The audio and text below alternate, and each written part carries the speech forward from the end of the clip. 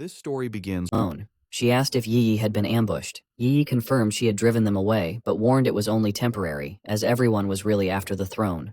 Yi solemnly explained that their enemies now firmly believed Taishi City was completely defenseless without the sealer. Realizing the terrifying weight of her words, Su Qingying listened in stunned silence. Looking toward the restricted woods in shock, Su Qingying listened as Yi made a bold declaration. The young pioneer announced she was going to approach the artifact and force it to accept her as its new master. Arriving at the restricted site, Yi firmly stated she had no other choice to protect the city. Su Qingying immediately pulled her into a tight hug in the pouring rain, scolding her for being foolish. She warned that this new artifact had a metal attribute, meaning its energy was 100 times sharper and deadlier than any anomaly they had faced before. She reminded Yi that her wood attribute offered no defense against metal, making this practically a death sentence. Fearing for her friend's life, she tearfully begged Yi not to throw her life away on a suicide mission. Their emotional moment was cut short when a panicked guard rushed up with dire news. He reported that numerous underground groups and neutral factions were rapidly approaching the area, and to make matters worse, even registered pioneers were flooding into Taishi City. In the shadows of the city, a massive horde of rogue pioneers and mutants gathered. Emboldened by rumors of the sealer's death, they dismissed the authority of the military and the Spirit Association. Treating it as a ruthless free-for-all, the greedy mob prepared to storm the restricted zone, blindly believing that whoever claimed the throne would become the new absolute ruler of the Xia nation. A rescue team traverses a swirling portal into the mysterious domain, hunting for the exact spot where Fang Yi vanished. Elder Wu and Ye Xiao emerge into a bright white desert beneath a clear sky.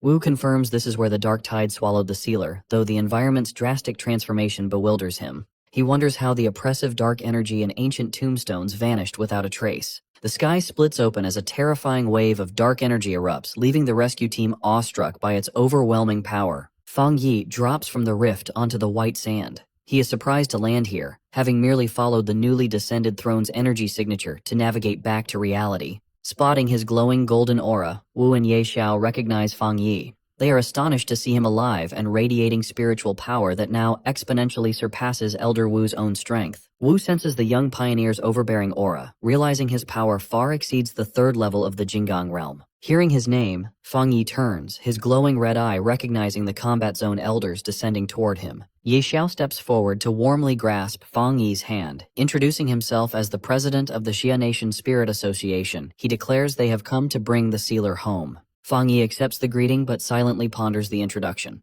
Having never heard of Ye Xiao, he assumes the man was appointed during his absence. Ye Xiao notes that a newly descending throne might explain the spatial anomalies. Fang Yi explains he was trapped inside the domain, wandering blindly without Earth's coordinates until he stumbled upon them. Driven by a sudden urgency, Fang Yi requests an immediate return to Taishi City. Elder Wu and the veterans eagerly agree, proud to assist the powerful young pioneer. Wasting no time, the group channels their spiritual energy, activating a massive blue portal for their return. As they cross back, dread washes over Fang Yi.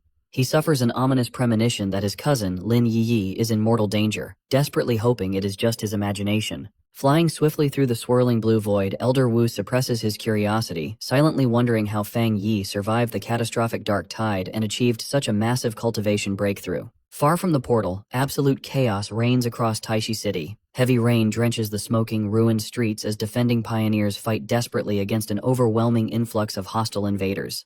The Spirit Association's lead official projects a golden shield to block a cloaked rogue's strike.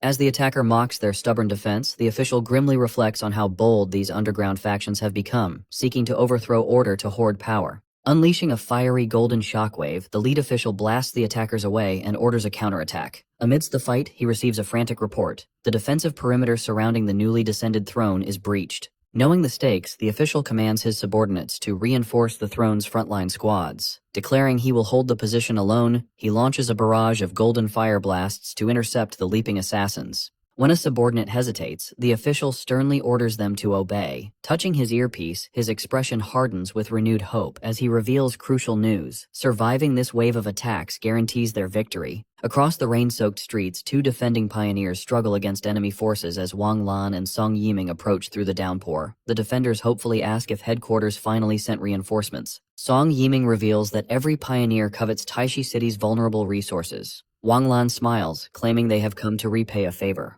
Song Yiming unleashes a fiery punch, engulfing the attackers in a devastating explosion.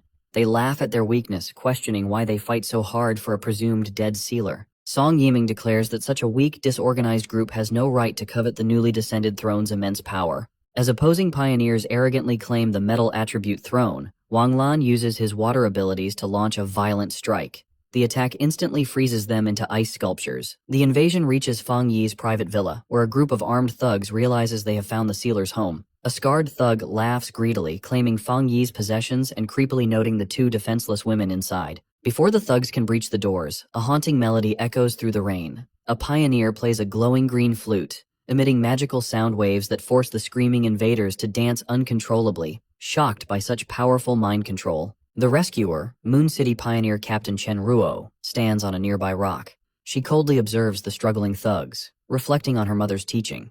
People driven by boundless greed despite their weakness are truly terrifying. At the foot of the restricted mountain, a massive burst of blue energy erupts into the stormy sky, drawing hordes of rogues. A fire-wreathed invader floats above the crowd, laughing maniacally as he confidently claims the throne. A blinding pillar of intense blue light crashes into the restricted zone, generating a shockwave that violently repels the approaching invaders. The stunned rogues recognize this suffocating pressure as the metal attribute throne's raw power. Realizing the artifact is repelling even their strongest fighters, the invaders deduce someone from Taishi City has already contacted the throne. Enraged, the bloodthirsty mob resolves to slaughter the Spirit Association and anyone associated with the Sealer to conquer the city. Cutting through the chaos, Fang Yi's voice asks who is calling his name. He materializes behind the mob, wreathed in a terrifying aura of swirling dark red energy. The invaders freeze in absolute terror, stammering the title of the man they believed dead, the Sealer. Fang Yi summons his massive sword from a dark red portal, activating his newly acquired Great Hell Saber technique. The terrified invaders watch helplessly as an overwhelming, murderous aura gathers around him. With a single devastating swing, Fang Yi unleashes a colossal fiery slash through the battlefield. The powerful strike triggers a towering explosion of fire and dark energy, instantly obliterating the horde of rogue pioneers and leaving only scorching flames behind. As the flames settle, Fang Yi looks toward the restricted mountain peak. Sensing familiar spiritual fluctuations, he realizes his premonition was correct. His cousin, Lin Yi, is attempting to claim the dangerous new throne. At the mountain peak, Lin Yi floats inside a glowing green sphere, facing the intimidating metal attribute throne. She has stepped into its domain with absolute resolve, ready to sacrifice her life to protect the city. Below her, Captain Su Qingying struggles to maintain the protective barrier. Sweating and strained, she vows to use her own life force to shield Yi Yi until her spiritual power is exhausted, silently urging the young pioneer to succeed. Suddenly, Argai pierces the green barrier, disrupting the defense. Su Qingying shouts in alarm, desperately wondering who bypassed their perimeter. The breach triggers a severe backlash, causing her to violently cough up blood. As she collapses, her blonde guard catches her. The panicked guard looks up in shock, stammering the sealer's title in pure disbelief. Fang Yi calmly greets Su Qingying. She stares back with a mix of absolute shock and immense relief, realizing the city's greatest protector has finally returned. Seeing his cousin left vulnerable by the broken barrier, Fang Yi immediately reaches out, channeling his swirling red energy to gently catch the falling Lin Yi midair. His immense power envelops Lin Yi in a massive glowing sphere of protective energy, completely shielding her from the chaotic elements and the throne's deadly pressure high above the stormy peak.